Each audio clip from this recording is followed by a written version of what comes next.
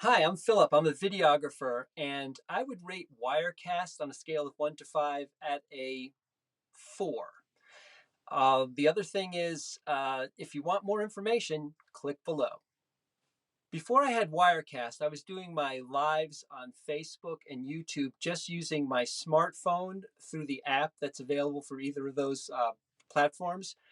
And then I got Wirecast. I chose Wirecast because I needed a way to connect my professional video cameras and other accessories like really high quality audio into a live stream. And Wirecast gave me that option. I was able to connect to everything that I had through SD, HDMI, and SDHD connections, which is exactly what I wanted because I wanted to record ISOs on my camera at the highest quality as well as live stream using them for the better imagery and audio connections.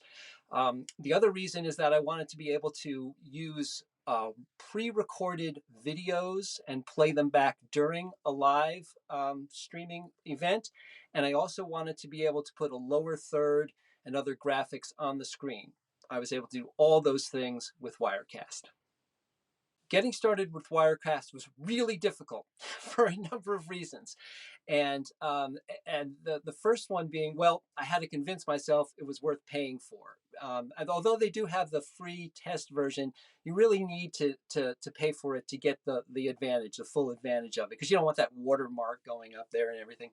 But it was difficult because there's a pretty steep learning curve. If you've never used broadcast software before, and I was used to using real mixers, hands on, and satellites and all the fancy stuff that we did back in the 80s and 90s to get a broadcast live streamed, but it was difficult because although I understood the stuff, it's not a very intuitive interface.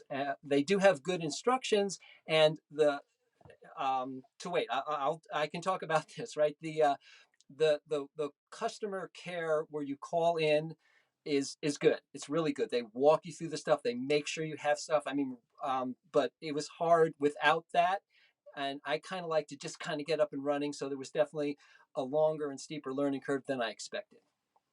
My recommendations for people who are looking to get into this kind of software where you can broadcast and bring in videos and stuff while you're live streaming is I would look at Wirecast, but I would also consider OBS Studio as an option because to me the feature sets are very similar. I found it easier to use OBS, and that in 100% truth, and maybe because I'd been through the Wirecast experience, but I found it easier to connect with YouTube and Facebook using OBS. For some reason, Wirecast, it's a more complicated, and I definitely have trouble with that.